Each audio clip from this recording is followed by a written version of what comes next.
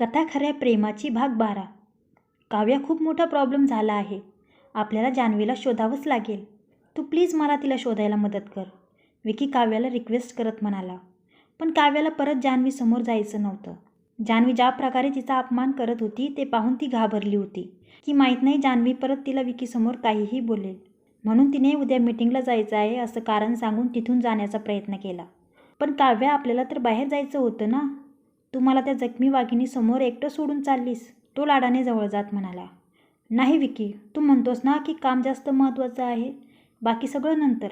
फिरायला आपण नंतर जाऊ, ओके, काव्या म्हणाली. ठीक आहे, तू जाऊन झोप, मी जान्हवीला शोधतो. गुड नाईट, स्लीप वेल, त्याने तिला हक करत म्हटलं. त्या जान्हवीमुळे मला विकीशी खोटं बोलावं लागतंय. काव्या विचार करत कारमध्ये बसली आणि विकीला बाय करून निघून गेली. या जान्हवीने माझं डोकं उठवलंय. आता भेटली ना तर तिला बांधूनच ठेवतो, तो वैतागत म्हणाला. तो गेटच्या बाहेर जाऊन रोडवरही बघून आला, पण जान्हवी तिथेही नव्हती. अचानक त्याच्या कारपैकी एका कारचा लाईट चमकला.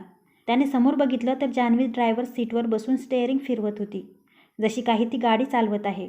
सरका बाजूला, गाडी खूप फास्ट येत आहे, ती जोरात हॉर्न वाजवत म्हणाली. तो तिला इशाऱ्यानेच तुला वेड लागलंय का म्हणून विचारत होता. हॉर्नच्या आवाजामुळे त्याने कानावर हात ठेवले. सरका लवकर, मला गाडी चालू द्या, नाहीतर मी तुम्हाला गाडीने उडवून देईल, ती त्याला धमकी देत म्हणाली. तो रागाने गाडीजवळ गेला. हे काय चाललंय तुझं, तो म्हणाला. रात्रीचं दिसत नाही काय, रातांधळेपणा आहे काय तुम्हाला? गाडी चालवते मी, ती त्याचा मजाक उडवत म्हणाली. इतकी फास्ट गाडी चालवशील तर तुझ्याकडून ॲक्सिडेंट होईल, तो घाबरण्याचं नाटक करत म्हणाला. म्हणून तर मी हॉर्न वाजवत होते, तुम्हाला तर दिसण्याबरोबर ऐकायलाही नाही येत वाटतं, ती उत्तरली. मला दिसायला व ऐकायला काही प्रॉब्लेम नाही. आता गुपचूप खाली उतर आणि रूममध्ये चाल, त्याने तिला दटावले. नाही, मला तिच्या मागं जायचं आहे, समजते काय ती स्वतःला, डायन कुठली, जान्हवी काव्याबद्दल बोलत होती. ती ना आता घरी निघून गेली आहे, आता तू तिला नाही पकडू शकत, तिच्याशी तू उद्या बोल, ओके, तो म्हणाला. नाही, बरं तिच्या मागे नाही जात मी.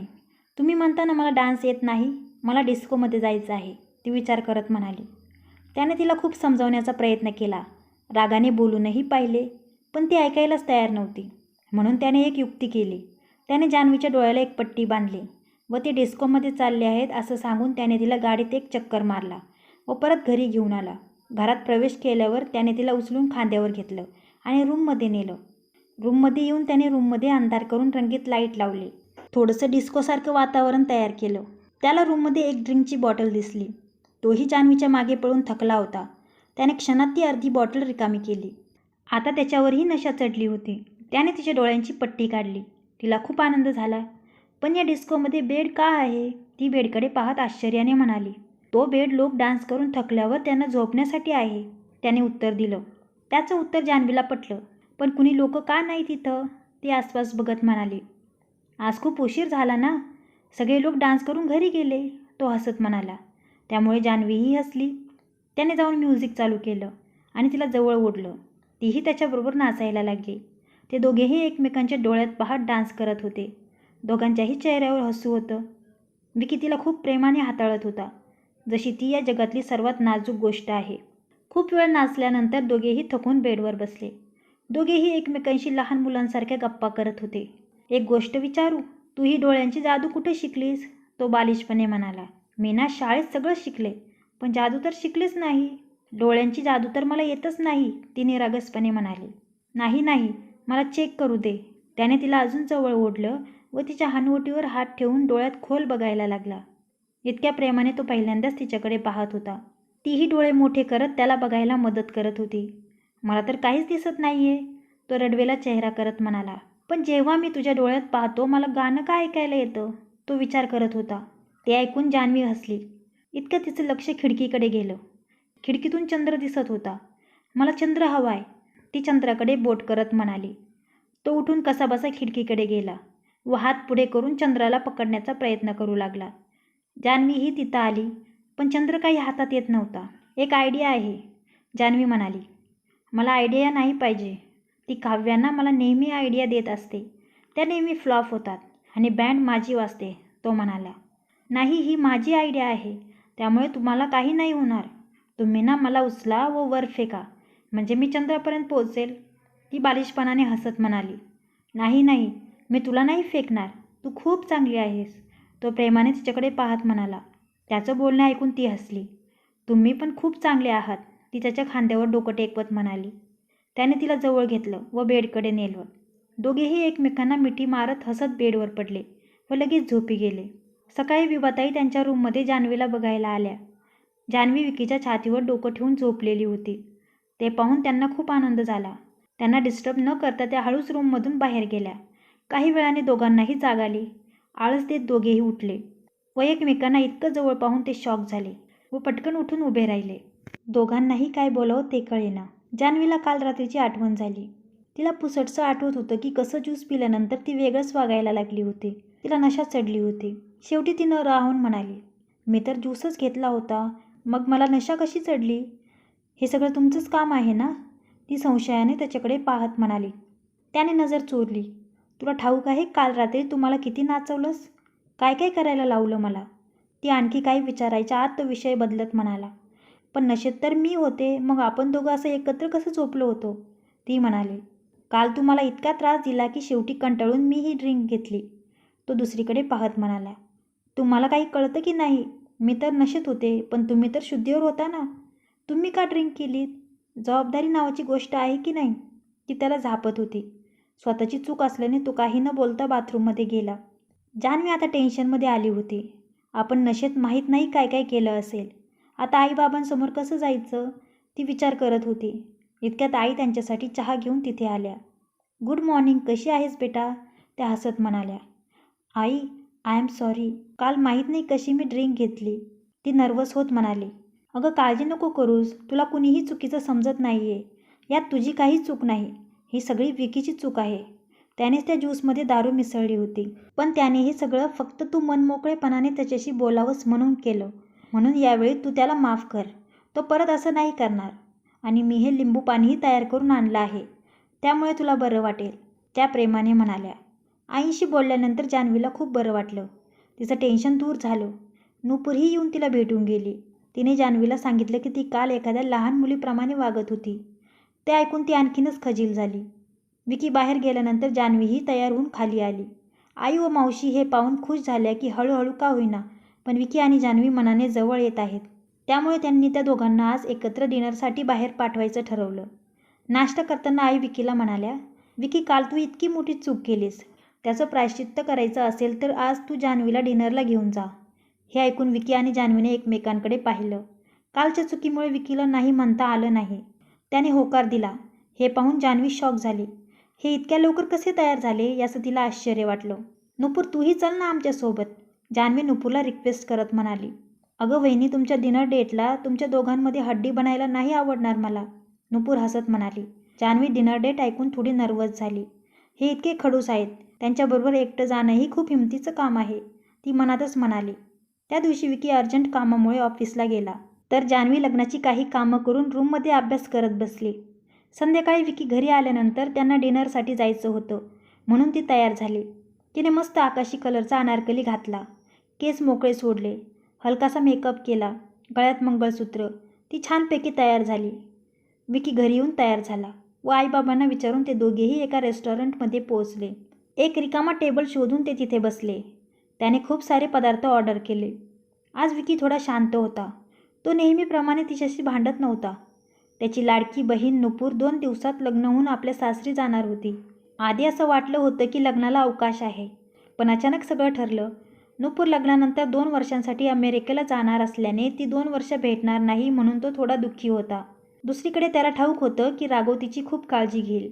राघव त्याचा चांगला मित्र असल्याने तो निश्चिंतही होता.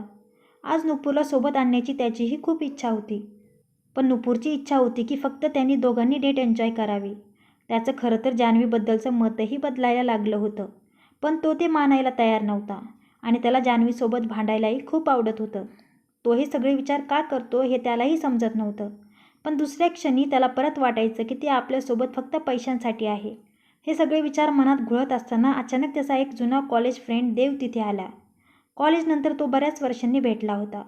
त्याने विकीला हाय हॅलो केलं. विकीही हसत त्याच्याशी बोलला. मग देवचं लक्ष जान्हवीकडे गेलं. अरे वा विकी, तुझी तर मजा आहे बुवा. कॉलेजमध्येही मुली तुझ्या भोवती फिरत असायच्या, आताही तसंच आहे वाटतं. ही कोण आहे तुझ्यासोबत? खूपच हॉट आहे. तो जान्हवीकडे वाईट नजरेने पाहत म्हणाला. त्याच्या या शब्दांमुळे विकी रागाने उठून उभा राहिला. नेहमी एकटाच मजा करतोस, कधीतरी आम्हालाही चान्स दे. माझी ओळख तर करून दे, बाकी सगळं मी बघतो. ते ऐकून जान्हवी शॉक झाली. तिने दुसरीकडे चेहरा केला तर विकीने रागाने आपल्या मुठी आवळल्या व त्याच्या तोंडावर एक जोरदार पंच मारला. काय म्हणालास तू? बायको आहे ती माझी, तिच्याबद्दल असं बोलण्याची हिंमत कशी झाली तुझी? त्याने अजून एक फटका मारला. जान्हवी घाबरून उठून उभी राहिली. विकीला कसं थांबवावं हे तिला कळेना. विकीचा तो अवतार पाहून देवही घाबरला. विकी सॉरी, मला माफ कर. मला माहीत नव्हतं की ती तुझी बायको आहे, तो हात जोडत थरथरत म्हणाला. रेस्टॉरंटच्या मालकाने मध्ये येऊन सोडवासोडवी केली. तेव्हा कुठे विकी शांत झाला. जान्हवी तसं रूप पहिल्यांदाच पाहत होती.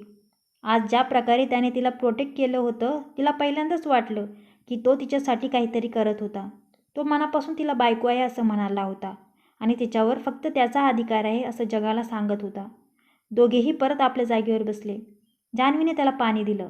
त्याने काहीही न बोलता ते घेतलं. दोघांनीही डिनर शांतपणे केलं. त्याला समजत नव्हतं की ज्या जान्हवीला तो रोज एवढं टॉर्चर करतो, आज तिच्याबद्दल वाईट शब्द ऐकल्यावर त्याला इतका राग का आला. पण त्याला त्याचं उत्तर सापडत नव्हतं. डिनरनंतर ते घरी निघाले. थँक्स, जान्हवी म्हणाली. तुम्ही माझ्यासाठी इतकं केलं. तुझ्या जागी इतर कुणीही असतं ना तरी मी हेच केलं असतं. विकी पुढे पाहत म्हणाला. एखादी गोष्ट मान्य करेल तो विकी कसला. तरीही थँक्यू, जान्हवी स्मित करत म्हणाली. दुसऱ्या दिवशी संगीताचा कार्यक्रम होता. त्या दिवशी सकाळी नुपूर आणि जान्हवी मंगळसूत्र खरेदीसाठी गेल्या. आई व शोभाताईही त्यांच्याबरोबर गेल्या. नुपूरला सुंदर डिझाईन असलेलं नाजूक असं मंगळसूत्र आवडलं. खरेदी झाल्यावर आई व शोभाताई घरी आल्या व नुपूर व जान्हवीला आणखी काही खरेदी करायची होती. इतक्यात जान्हवीला रोडवर तिची मैत्रीण नेहा दिसली. खूप दिवसांनी तिला पाहून जान्हवीला खूप आनंद झाला. तिनेही जान्हवीला पाहिलं व तीही आनंदात तिच्याकडे निघाली. पण गडबडीत ती एका कारच्या समोर आली. त्या कारवाल्याने ब्रेक दाबलं म्हणून बरं झालं. तिला जास्त काही लागलं नाही, पण धक्का लागून पडल्यामुळे ती बेशुद्ध झाली. नेहा, जान्हवी ओरडली आणि तिच्याजवळ गेली. कारवालाही बाहेर आला व त्यांनी सॉरी म्हणत नेहाला हॉस्पिटलमध्ये नेण्याची तयारी दाखवली. त्यांनी नेहाला कारमध्ये बसवलं व हॉस्पिटलकडे निघाले. तेथे गेल्यानंतर तिला हॉस्पिटलमध्ये दाखल केलं. कारवाल्याची खरं तर काही चूक नव्हती. नेहाच चुकून कारसमोर आली होती, त्यामुळे त्याला काही बोलण्याची गरज नव्हती. तो नेहाला हॉस्पिटलमध्ये दाखल करून निघून गेला. जान्हवी रिसेप्शनवर फॉर्म भरत होती. गडबडीत तिने फॉर्मवर स्वतःचे नाव व विकीचा नंबर लिहिला व ती नेहाजवळ गेली. नुपूरही तिच्यासोबत होती. नर्सने पेशंटच्या घरच्यांना फोन करायचा म्हणून विकीला फोन लावला. विकी त्यावेळी ऑफिसमध्येच होता. जान्हवीचा ॲक्सिडेंट झाला आहे हे कळताच तो घाबरून तातडीने तिकडे निघाला. इकडे हॉस्पिटलमध्ये नेहा आता शुद्धीवर आली होती. तिला जास्त काही लागलं नव्हतं, फक्त शॉकमुळे ती बेशुद्ध झाली होती. ती अजून काही वेळाने लगेच घरी जाऊ शकणार होती. जान्हवी आणि नुपूर तिच्याशी बोलत व तिची काळजी घेत तिच्यासोबत बसल्या होत्या. इतक्यात जान्हवीला समजलं की हॉस्पिटलमध्ये एका पेशंटला अर्जंट रक्ताची गरज आहे. तो रक्तगट हॉस्पिटलमध्ये उपलब्ध नसल्याने त्या पेशंटचे घरचे खूप काळजीत होते. जान्हवीचाही तोच रक्तगट असल्याने तिने स्वेच्छेने रक्त देण्याची तयारी दाखवली. नुपूरला नेहाजवळ ठेवून ती रक्त द्यायला गेली. तिथे बेडवर पडल्या पडल्या तिचा डोळा लागला. इतक्यात विकी धावत तिथे आला. रिसेप्शनवर त्याने जान्हवीचं नाव सांगून वॉर्ड नंबर विचारला व तिकडे गेला.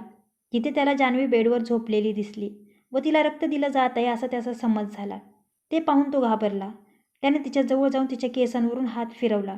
त्या वॉर्डची अवस्था फारशी ठीक नव्हती. जवळच एक डॉक्टर दुसऱ्या पेशंटला तपासत होता. जरा डॉक्टरांना बोलवा पटकन.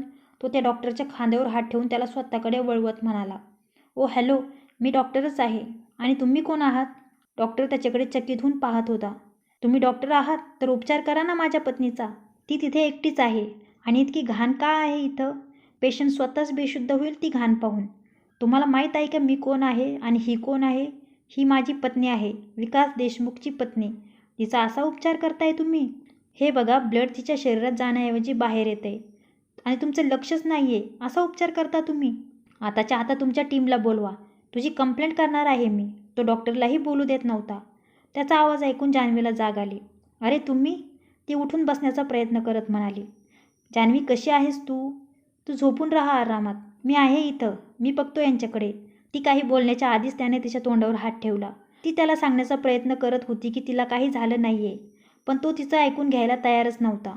तेवढ्यात ब्लड देण्याचं काम पूर्ण झाल्याने नर्सने सुई वगैरे काढून घेतली. शेवटी जोर लावून तिने त्याचा हात काढला. झालंय काय तुम्हाला? हे सगळं काय बोलताय? मला काही नाही झालं, ती त्याच्यावर ओरडली. तिचं ओरडणं ऐकून तो दचकून मागे सरकला. ॲक्सिडेंटमुळे हिच्या डोक्याला मार लागला आहे वाटतं, त्यामुळेच इतकी ओरडत आहे, तो मनात म्हणाला. कुणालाच काही नाही झालं, तू काळजी करू नकोस, तो तिला समजावत म्हणाला. तुला आता कसं वाटतंय? चक्कर तर येत नाही आहे ना, तो काळजीने म्हणत होता. हे बघा, मला काहीही झालेलं नाही आहे. ॲक्सिडेंट माझा नाही, माझी मैत्रीण नेहाचा झाला होता, पण ती आता ठीक आहे. नुपूर तिच्या जवळ आहे. यांना माझ्या ब्लड ग्रुपचं ब्लड अर्जंट पाहिजे होतं, म्हणून मी ब्लड डोनेट करत होते, ती शांतपणे म्हणाली. ते ऐकल्यावर तो रिलॅक्स झाला. डॉक्टर त्याच्याकडे पाहून कपाळाला हात लावून निघून गेले. तुम्ही माझ्यासाठी इतके काळजीत होता? ती हळूच म्हणाली. तुझ्यासाठी? कधीच नाही, तो तोऱ्यात म्हणाला. खोटं नका बोलू. तुमच्याकडे पाहून कुणीही सांगितलं असतं की तुम्ही किती काळजीत होता ते, ती म्हणाली. हो, मी काळजीत होतो, पण तुझ्यासाठी नाही, माझ्या आईसाठी होतो. जर माझ्या आईला माहीत झालं असतं की तुझा ॲक्सिडेंट झाला आहे, तर तिने मलाही तुझ्या शेजारच्या बेडवर ॲडमिट केलं असतं, तो म्हणाला. कधीतरी जे खरं आहे ते मान्य करा, कायम कारणं सांगत असता, ती त्याच्याकडे पाहून हळूच म्हणाली. विकीने ते ऐकून न ऐकल्यासारखं केलं. मग ते दोघेही नेहाला भेटायला गेले. नंतर नेहाला तिच्या घरी सोडून ते घरी आले. संध्याकाळी संगीताचा कार्यक्रम होता. जान्हवी तयार व्हायला गेली. तिने ऑरेंज कलरचा अनारकली घातला, छानसा मेकअप केला. विकीला अजून कपडे चेंज करायचे होते, पण जान्हवी चेंजिंग रूममधून लवकर बाहेर येत नसल्याने त्याने रूममध्येच कपडे चेंज केले. पण केवळ जान्हवीला सतावण्यासाठी तो चेंजिंग रूमचा दरवाजा ठोकत होता. शेवटी तिने वैतागून दरवाजा उघडला व विकी दरवाजाला रेलून उभा असल्याने तिने दरवाजा उघडताच तो धडपडून तिच्या अंगावर पडला. काही क्षण तो तिच्या सुंदर रूपाकडे पाहतच राहिला. नंतर भानावर येत ते दोघेही कसेबसे उभे राहिले. पडल्यामुळे जान्हवीची लिपस्टिक त्याच्या गालाला लागली होती. तिचं लक्ष त्याकडे गेलं. तिचे डोळे मोठे झाले. तिला समजेना की त्याला आता कसं सांगावं. तिने इशारा करून त्याला सांगण्याचा प्रयत्न केला, पण त्याला समजेना की ती काय म्हणत आहे. शेवटी त्याने आरशात पाहिलं. आता त्याचे डोळेही मोठे झाले. ती त्याच्याजवळ उभी होती. तो काहीतरी म्हणण्यासाठी तिच्याकडे वळला. अचानक त्याच्या वळल्याने त्याच्या दुसऱ्या गालाला तिच्या ओठांचा स्पर्श झाला. त्या स्पर्शाने त्याच्या बॉडीमधून एक वीज सरसरत गेली. एक वेगळाच अनुभव त्याला झाला. तो काही क्षण गोंधळून तिच्याकडे पाहतच राहिला. आता त्याच्या दुसऱ्या गालावरही तिच्या लिपस्टिकचे ठसे उमटले होते. ते पाहून तिचे गाल लाजेने लाल झाले. ती पटकन चेंजिंग रूममधून बाहेर गेली. त्याने आरशात पाहिलं. त्याचे दोन्ही गाल लिपस्टिकने लाल झाले होते. त्याने आ वासून स्वतःकडे पाहिलं. जान्हवी निघून गेली होती. तोही ती लिपस्टिक पुसून खाली आला. कार्यक्रमासाठी पाहुणे जमा झाले होते. संगीताचा कार्यक्रम सुरू झाला. राघव आणि नुपूरचा डान्स सगळ्यात आधी झाला. त्यानंतर राघवची आई, नुपूरची आई व मावशी यांनी एक छानसा डान्स केला. सर्वांनी टाळ्याचा कडकडाट केला. नंतर विकी आणि जान्हवी स्टेजवर आले. विकीने आपला हात पुढे केला. तिने हळूच आपला हात त्याच्या हातात दिला. एक रोमॅन्टिक गाणं सुरू झालं. त्याने तिला अलगद जवळ ओढलं व तिच्याबरोबर डान्स करायला सुरुवात केली, जसे काही प्रेमात अखंड बुडालेले जोडपं डान्स करत होतं. शेवटी त्याने तिला गोल फिरवत अलगदपणे उचलून घेतलं. तिने आधारासाठी त्याला घट्ट पकडलं. काही क्षण ते दोघेही एकमेकांच्या डोळ्यात हरवून गेले. टाळ्यांच्या कडकडाटाने दोघेही भानावर आले व स्टेजवरून खाली गेले. विभाताईंना त्यांना प्रेमाने वागताना पाहून खूप आनंद झाला. हे दोघं असेच प्रेमाने राहावे, यांच्या नात्यात कधीही दुरावा येऊ नये ही प्रार्थना त्यांनी मनात केली. आजच्या कार्यक्रमात काव्य आली नसल्याने जान्हवीलाही चांगलं वाटत होतं. का कोण जाणे. आधी तिला काव्याच्या असण्या नसण्याने फारसा फरक पडत नव्हता, पण आता तिला काव्याला पाहून खूप वाईट वाटायला लागलं होतं. आज काव्या तिथे नसल्याने जान्हवी खुश होती. आजचा कार्यक्रम तर संपला होता, पण उद्याचा दिवस फार महत्त्वाचा होता. आज सगळे लवकरच झोपायला गेले. जान्हवी नुपूरच्या रूममध्ये आली. नुपूर उद्या तिच्या सासरी जाणार असल्याने जान्हवीला आज तिच्याशी खूप साऱ्या गप्पा मारायच्या होत्या. त्या दोघी खूप वेळ गप्पा मारत बसल्या. नंतर जान्हवी जेव्हा तिच्या रूममध्ये आली तेव्हा तिने बघितलं की विकी बेडवर पसरून झोपला होता. तिला झोपायला जागाच नव्हती. तिने हळूच लोटून त्याला त्याच्या जागेवर पाठवण्याचा प्रयत्न केला, पण त्याने झोपेत तिला त्याच्या अंगावर ओढलं. ती त्याच्यावर पडली. तिचा चेहरा त्याच्या चेहऱ्याच्या खूप जवळ होता. ती काही क्षण त्याच्याकडे पाहतच राहिली. झोपेत किती गोड दिसतात हे, जागे असताना फक्त भांडत असतात, तिने मनात विचार केला. कसंबसं स्वतःला सोडून ती उठली. बेडवर जागा नसल्याने ती ब्लँकेट घेऊन सोफ्यावर जाऊन झोपली. कसा वाटला आजचा भाग कमेंट्समध्ये जरूर कळवा आणि कथा आवडली असेल तर व्हिडिओला लाईक करा आणि माझ्या चॅनलला सबस्क्राईब करा. धन्यवाद.